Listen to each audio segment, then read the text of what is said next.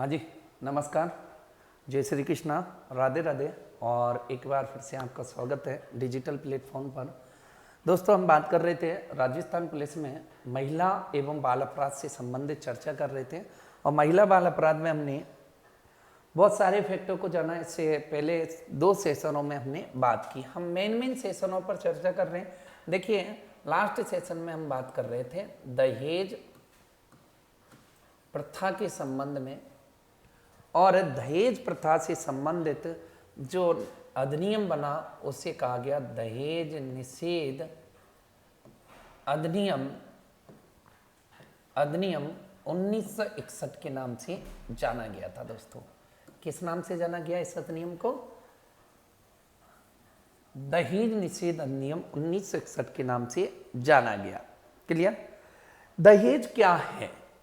एक सामाजिक बुराई है, एक सामाजिक धार्मिक बुराई है, एक कानूनी अपराध है, या इनमें से कोई नहीं? तो दहेज एक सामाजिक बुराई के अंतर्गत आने वाला क्या है? एक्ट है। दोस्तों, हम बात करें, यह है कानून पारित कब हुआ, तो पारित का फैक्ट रखना है आपको। यह कानून पारित हुआ 26 जून 1961 को। कब हुआ था? 26 जून 1961 को यह कानून पारित हुआ था। क्लियर? और यह लागू कब हुआ? देखिए, दोनों एक्टों के अलग अलग फैक्ट होते हैं। लागू कब होता है और पारित कब होता है? तो लागू हुआ था 1 जुलाई 1961 को। दोस्तों, यह लागू हुआ था। कब हुआ था? 1 जुलाई 1961 को यह लागू हुआ था। बात करते हैं दहेज निषेध अधिनियम क्या है, क्या नहीं है, इसके से टैग, इसमें आईपीसी की कौन सी धारा में क्या क्या हमें क्या मिलते हैं, दंड के प्रावधान है, और इस अधिनियम की धारा कौन कौन सी है।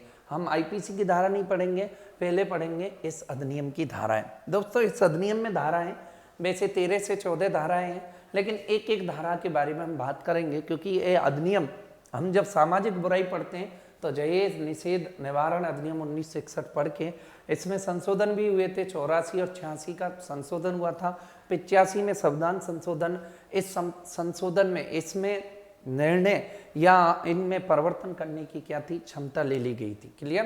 तो एक एक पॉइंट की तरफ चलेंगे। पहला पॉइंट आता है कि राजेश वनाव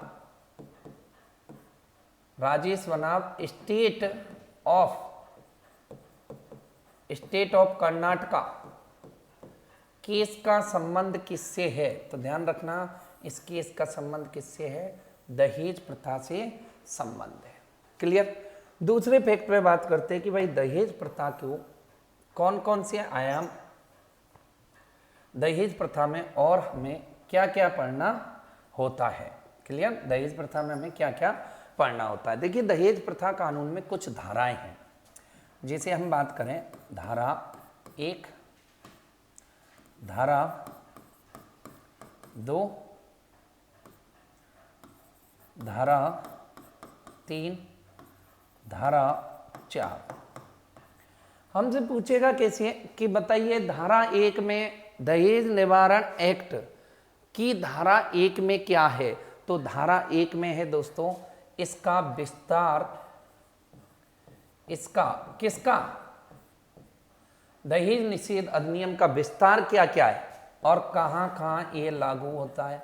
तो लागू होने के संदर्भ में आपको याद रखना है कि 2019 नवंबर से ये जम्मू कश्मीर यानी कि पूरे भारत में लागू हो गया है। बाकी उससे पहले कहाँ लागू नहीं था? जम्मू कश्मीर में। जब से धारा 370 हट गई तब से पूरे भारत में हो गया। धारा 2 के तहत क्या है? दहेज की परिभाषा दी गई है। क्या दी गई है? दहेज की परिभाषा। ऐसे पूछ ले कि दहेज निवारण एक्ट 1961 में दहेज की परिभाषा कौन सी धारा में दी गई है? तो धारा 2 में दी गई है। दोस्तों, आराम से समझना है दहेज की परिभाषा क्या है, क्या नहीं है। ठीक है? तो देखिए, दहेज क्या है? विवाह के उपलक्ष्य में संपत्ति, विवाह के समय या विवाह से पहले या विवाह के बाद किसी की संपत्ति, किसी की क्या वधू से संपत्ति या मूल भूति प्रवृत्ति, मूलभूति, प्रेति, यानी कि कोई जमीन जायदाद प्रत्यक्ष अप्रत्यक्ष रूप से जो संपत्ति का आदान प्रदान किया जाता है वो क्या कहलाती है? दहेज की परिभाषा किस में दी गई है? धारा 2 में। फिर से रिपीट कर रहा हूं, विवाह के उपलक्ष्य में संपत्ति की मांग करना, मूल प्रेति की मांग करना और अन्य धन की मांग करना, आदान प्रदान करना विवाह के उपलक्ष्य में वो क्या है? दहेज की परिभाषा है। नेक्स्ट बात करते धारा 4 में क्या दिया गया है। दहेज लेने व लेन देन के लिए सजा के प्रावधान किए गए हैं। दहेज लेने व देने के लिए सजा के प्रावधान किए गए हैं। क्लियर? और क्या क्या सजा के प्रावधान किए गए हैं अगर यहां बात करें तो 5 वर्ष तक की सजा, 5 वर्ष सजा, ध्यान रखना 5 वर्ष की क्या है? सजा, और 15,000 जुर्माना रखा गया है। पूछ ले दोस्तों कि दहेज निवारण अधिनियम 1961 के तहत कितना जुर्माना रखा गया है? तो ध्यान रखना 15,000 जुर्माना और 5 वर्ष की क्या रखी गई है? सजा रखी गई है।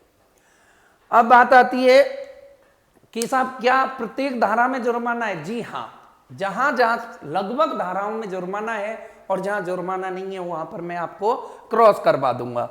इनके फैक्टों को याद रखना है, क्योंकि देखिए धाराएं पढ़ा क्यों रहा हूं, चलो धाराओं से प्रश्न नहीं पूछे लेकिन ऐसे पूछ सकता है दहेज निषेध एक्ट 1961 के तहत कितना जुर्माना रखा गया? 15,000। कार्यस्थल पर महिला लैंगिक उत्पीड़न से संरक्षण व शोषण अधिनियम के तहत कितना जुर्माना रखा गया? 50,000। तो ऐसे जुर्माना हमसे पूछ सकता है ना। नेक्स्ट बात करते धारा 4, दहेज की मांग करना, और दहेज की मांग करने पर भी क्या है? सजा रखी गई है मेरे भैया। धारा 4 के तहत अगर आप दहेज की मांग करते हो तो कम से कम सजा 6 महीने की और अधिक से अधिक सजा 2 महीने की। सजा कितनी है? कम से कम 6 माह, और अधिक सजा होगी तो कितनी होगी? 2 वर्ष। आपकी भाई सगाई हो गई और बात कर रहे हो अपनी लुगाई से, ठीक है, और बात करने पर उससे कह रहे हो कि यार मुझे तो एक कार चाहिए गिफ्ट में, और वो रिकॉर्ड कर ली उसने बात, और दहेज की मांग कर रहे हो आप पे केस लग गया तो कम से कम 6 महीने की सजा और 2 वर्ष की अधिक से अधिक और 10,000 जुर्माना देना पड़ेगा, और लुगाई नहीं मिलेगी वो अलग भैया। ठीक है, तो ये धारा 4 का प्रावधान है। क्लियर? अब बात करते धारा 4 का। ठीक है, धारा 4 का, धारा 4 का में क्या प्रावधान दिए गए हैं? के है ना, का नहीं है।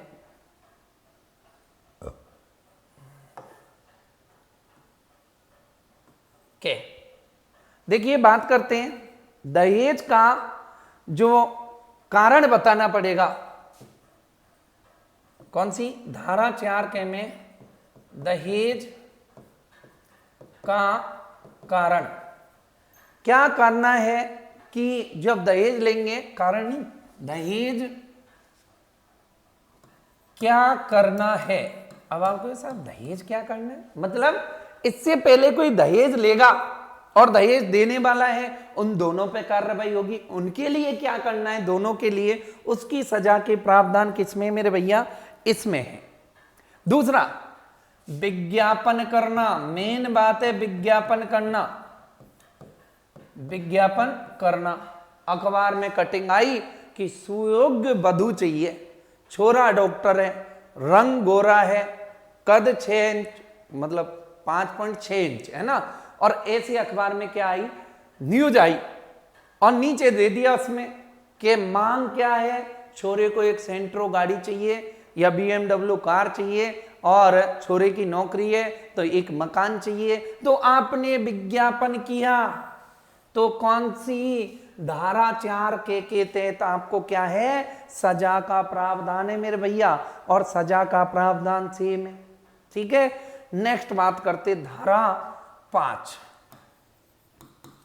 धारा 5 के तहत क्या है, ये सब धाराएं हम कोई अलग से संविधान या आईपीसी के पेनल कोड नहीं पढ़ रहे हैं, हम पढ़ रहे हैं दहेज निषेध एक्ट 1961 के तहत। जब राजस्थान जीके में सीधा पढ़ाया जाता है दहेज निवारण अधिनियम, तो 2-3 डेट बता के, स्थापना बता के छोड़ देते हैं, लेकिन आपके स्पेशल टॉपिक है, इसलिए दोस्तों आपको याद रखना होता है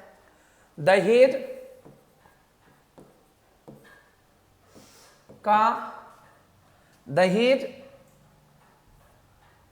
के कारण से संबंधित है कि क्या क्या कारण हुए, आपने दहेज देने के लिए क्या क्या प्रूफ दिया, वो है।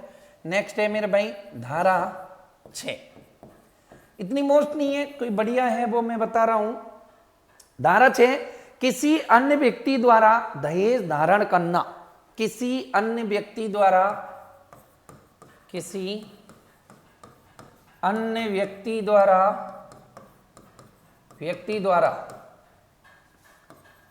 दहेज धारण करना, किसी अन्य व्यक्ति द्वारा दहेज धारण करना मेरे भैया, इसमें है धारा 6 में है मेरे भाई। क्या सजा के प्रावधान है, तो सजा के प्रावधान है 2 वर्ष की तो सजा और 10,000 रुपये का जुर्माना लगेगा। तो ये भी फैक्ट याद रखना है कि अगर किसी अन्य व्यक्ति द्वारा क्या की जाए, दहेज धारण किया जाए, तो उसमें क्या है, सजा का प्रावधान है। नेक्स्ट फैक्ट पर बात करते हैं धारा 7। धारा 7 में क्या उल्लेखित है, ये भी एक अच्छी धारा है इस नियम की। धारा 7 में संज्ञान लेने का वर्णन है। संज्ञान मतलब संज्ञान लेना, और संज्ञान का अर्थ समझना है मेरे भैया, 2 रूपों में संज्ञान।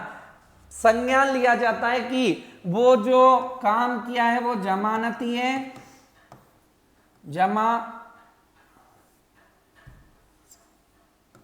जमानती है या अजमानती है।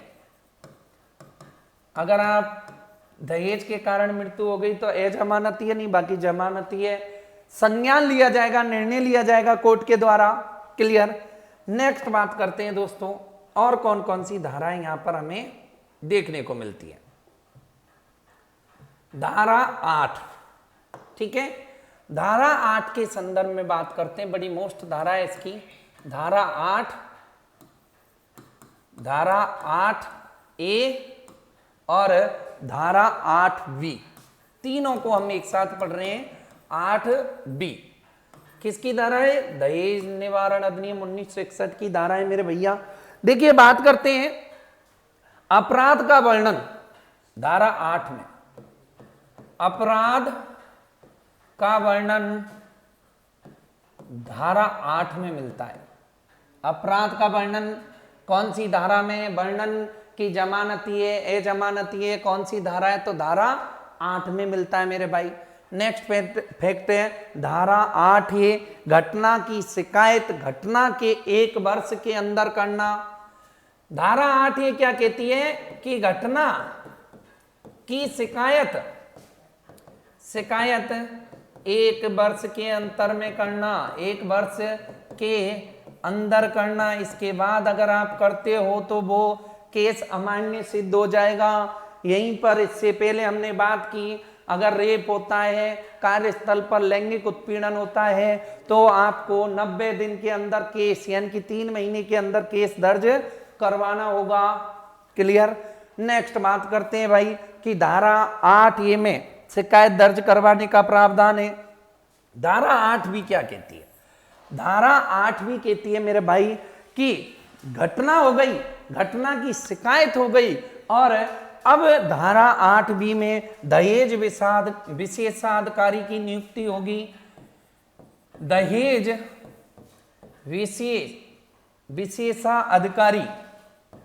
विशेषाधिकारी की नियुक्ति होगी। और दहेज विशेषाधिकारी की नियुक्ति कौन करती है? राज्य सरकार के द्वारा।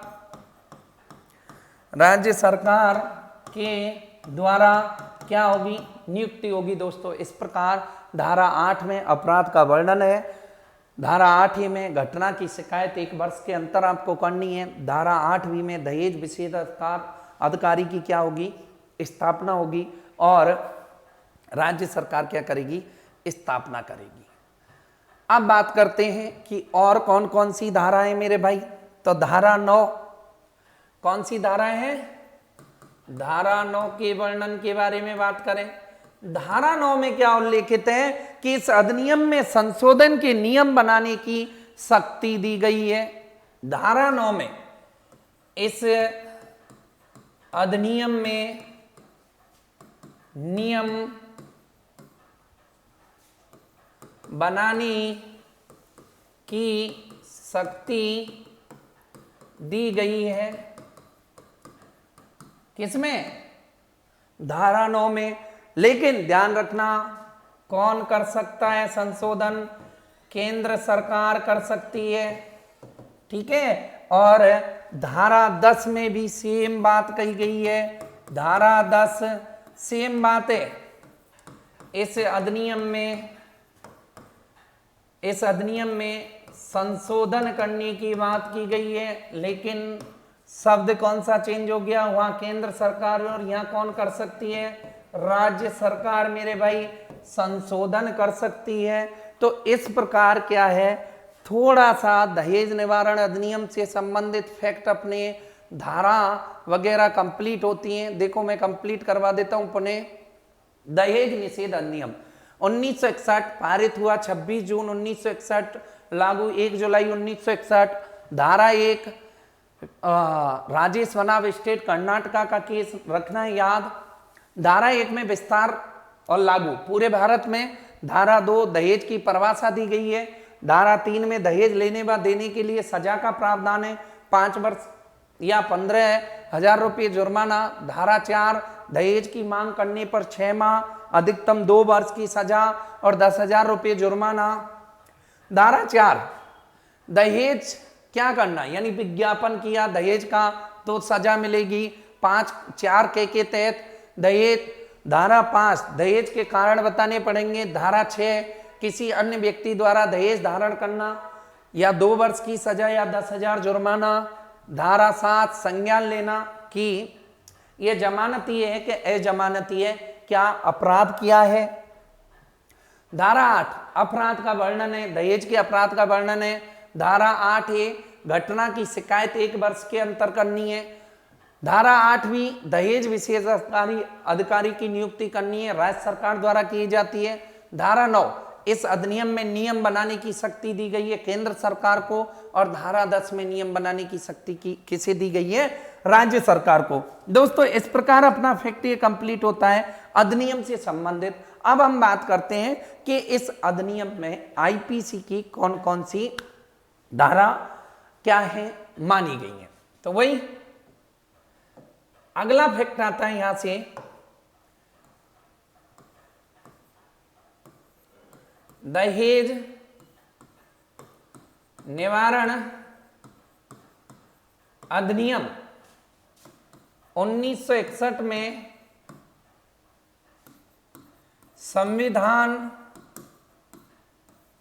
संविधान के अंतर्गत किए गए संशोधन, संवैधानिक संशोधन कौन कौन से, या नियम में संशोधन जरूरी नहीं, संवैधानिक शब्द याद रखो। तो इसमें जो नियम में संशोधन किए गए वो कब कब किए गए? सन 1984 में और सन 1986 में संशोधन किए गए थे मेरे भाई। लेकिन दहेज संबंधित जो नियम बनाए गए वो कब बनाए गए ये याद रखना है। 1985 में दहेज संबंधित नियम बनाए गए।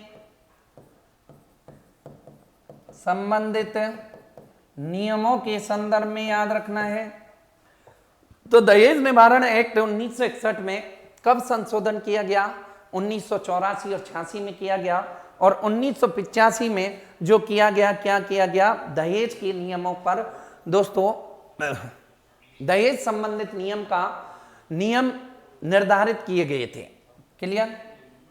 नेक्स्ट बात करते हैं। अब अगला पॉइंट है इसमें, जुर्माने वगैरह के बारे में हमने बात कर ली। अगला पॉइंट है, दहेज के लिए उकसाना क्या कानूनी अपराध है?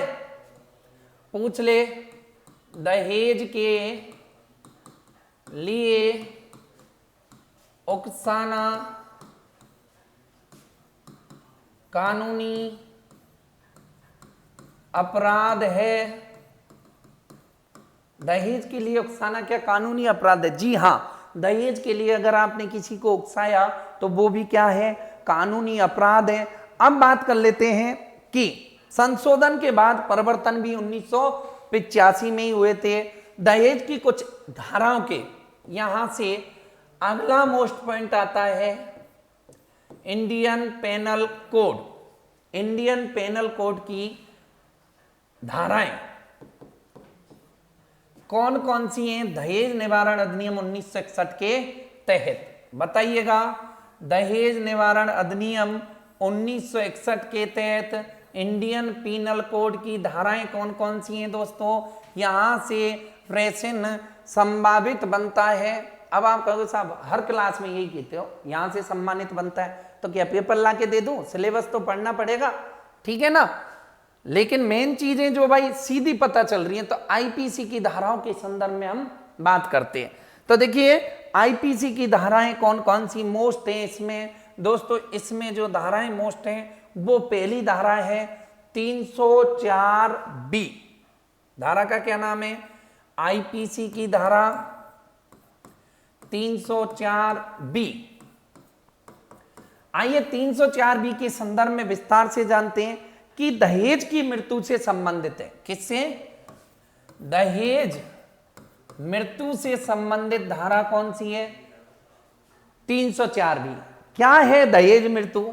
अगर आपने शादी के 7 वर्ष के अंतराल में किसी नववधू को सताया या उसके साथ शारीरिक अत्याचार किया या कोई भी शोषण किया और वो डिप्रेशन में आके उसने फांसी लगा ली, तो क्या माना जाएगा? दहेज हत्या मानी जाएगी, दहेज मृत्यु मानी जाएगी। और दहेज मृत्यु हो जाने पर जो सजा होगी वो कम से कम सजा कितनी होगी? 3 वर्ष की सजा होगी और अधिक से अधिक 7 वर्ष की क्या होगी? सजा होगी।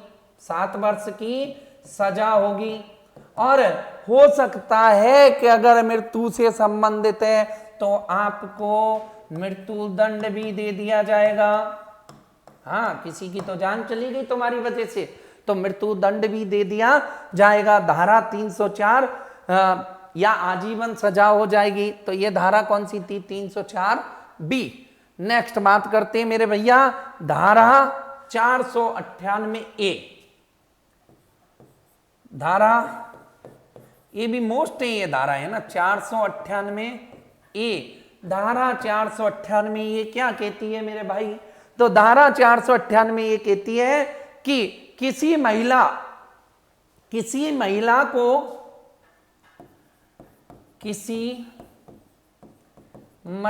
को उसके पति या उसके किसी नातेदार द्वारा, नातेदार का अर्थ है मेरे भाई यहाँ क्या? भाई बहन, पिता माता, जो खून संबंधी रिश्ते हैं, नातेदार द्वारा क्या है? उत्पीड़न करना या उसको डिप्रेशन में लाना कौन सी सजा के तहत है? कौन सी धारा के तहत है? 498 ये। अब मेरे भाई जब ये इसको सता रहे हैं उस लड़की को जिसकी शादी हुई है, तो दंड का प्रावधान इसमें भी क्या है? सेम है। अगर उसकी मृत्यु हुई या आपने सजाया तो 3 से 7 वर्ष की सजा मिलेगी। क्लियर? यानी कि आपको भाई ये ध्यान रखना है 498A और 304 भी दहेज मृत्यु से संबंधित और ये उत्पीड़न से संबंधित है। वही घरेलू हिंसा अधिनियम 2005 में भी आप ये फैक्ट पढ़ोगे।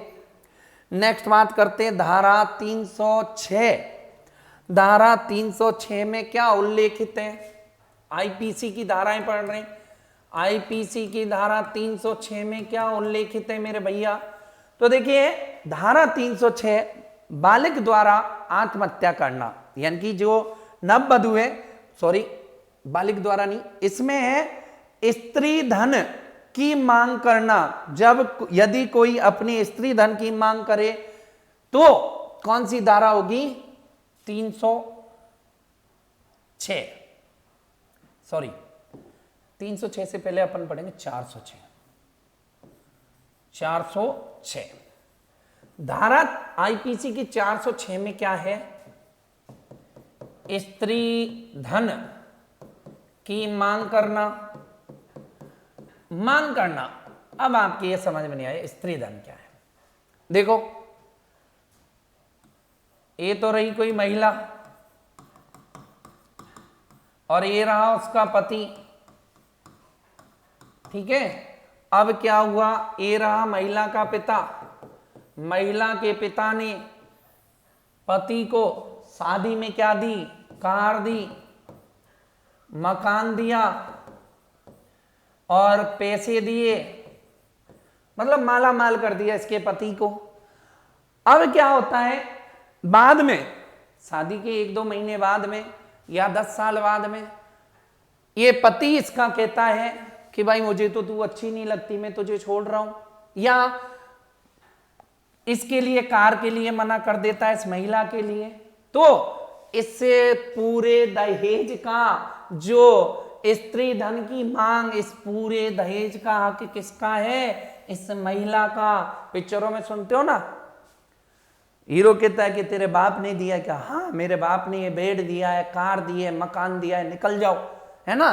तो स्त्री धन मांग कर सकती है क्योंकि ये स्त्री उसी महिला का धन है। तो धारा 406 के तहत अपने बच्चों के लिए और वो महिला अपने लिए उस दहेज की राशि को ले सकती है और यूज कर सकती है। इसमें अगर वो नहीं देता तो क्या होगा? केस दर्ज होगा, और केस दर्ज होता है तो सजा बोलती है भाई, और केस अब दर्ज हुआ तो सजा होगी 3 साल की। इसलिए ध्यान रखना, लुगाई कुछ भी मांगे चुपचाप लागे दे देना, नहीं दिया तो 3 साल के लिए सजा हो सकती है। और कुछ लड़कियां देख रही होंगी तो अपनी मनोकामनाएं पूरी करवा सकती हैं पति देव से, ठीक है भाई। ऐसा कोई फैक्ट कुछ भी नहीं लाके दिया। नेक्स्ट बात करते हैं। अब कुछ सोच रहे होंगे सर आप जिस दिन से महिला बाल अपराध पढ़ा रहे हो उस दिन से लड़कों पर अत्याचार किए जा रहे हो, हमारे बचने का कोई जुगाड़ नहीं है क्या? बिल्कुल, एक क्लास तुम्हारे बचने के जुगाड़ों की लेके आऊंगा मैं, कैसे बचना है ना। तो आइए हम बात करते हैं। नेक्स्ट धारा है इसी अधिनियम की। कौन सा अधिनियम पढ़ रहे हैं? भूल तो नहीं गए? दहेज निवारण एक्ट 1961 की। तो दहेज निवारण एक्ट 1961 की अगली है भाई 306। धारा 306 क्या कहती है? धारा 306 कहती है कि बालिग द्वारा आत्महत्या करना, बालिग द्वारा आत्महत्या करना। और धारा 306 में बालिग किसे बोला गया? जो नववधु है या जिनकी शादी हो गई है, या उस हत्या के लिए उकसाना, हत्या के लिए उकसाने के लिए आप लगे रहते हो कि ये नहीं दिया तेरे बाप ने, ये नहीं दिया तेरे मैया ने, और ऐसे कहते रहोगे तो वो हत्या के लिए डिप्रेशन में जाके लड़की ने आत्महत्या कर ली तो क्या होगा? धारा 306 लगेगी, सजा के प्रावधान बराबर लगेंगे, ठीक है भाई। वही अधिकतम 6 महीने और 50 वर्ष या 5,000 का जुर्माना, अलग अलग फैक्ट है वो बता देता हूं मैं। देखिए सॉरी 406 में अगर आप ऐसा करते हो तो 3 साल की सजा का प्रावधान नहीं है। 306 के संदर्भ में बात करें तो मेरे भैया आपको क्या करना है कि बालिग द्वारा अगर आत्महत्या के लिए उकसाओगे तो वही 7 वर्ष की सजा या आपको क्या हो सकता है, उम्र कैद हो सकती है। नेक्स्ट धारा के बारे में बात करें, धारा 309। धारा 309 क्या कहती है, आत्महत्या के लिए उत्प्रेषण का प्रयास, आत्महत्या का प्रयास या उत्प्रेषण का प्रयास आप करोगे तो कौन सी धारा लगेगी, 309 धारा लगेगी मेरे भैया। 309 धारा क्या कहती है वो समझना है। 309 धारा के तहत हम बात करें, अगर किसी पति पत्नी में हो गई लड़ाई, और लड़ाई हो रही है, पहले तो गालियां चली, फिर लपड़ चले, फिर घूसे चले, फिर लात चली, और फिर रसोई के बर्तन फेंकना स्टार्ट हो गया, और ऐसे करके किसी का वो बर्तन गलती से किसी की गलत जगह लग गया, सिर वगैरह पे लग गया और उसकी मृत्यु हो गई। तो महिला आत्महत्या का प्रयास किया, यानी कि उत्प्रेषण किया, उत्प्रेषण, तो भाई कौन सी 309 में सजा का प्रावधान है। एक एक के बारे में बिल्कुल ध्यान से बात करेंगे। यहीं पर एक और बात करनी, 498 के तहत साक्ष्य अधिनियम, साक्ष्य अधिनियम पढ़ाया था मैंने 1872 में साक्ष्य अधिनियम पारित हुआ। इसके तहत और दहेज प्रथा के लिए 2 कानून बने। वो 2 कानून कौन कौन से बने, एक तो बनी धारा 113 ए, 113 ए धारा बनी, एक बनी धारा 113 बी बनी। क्लियर भाई। 113 ए में क्या है, यदि न्यायालय को अधिकार है, 113 धारा में क्या है, न्यायालय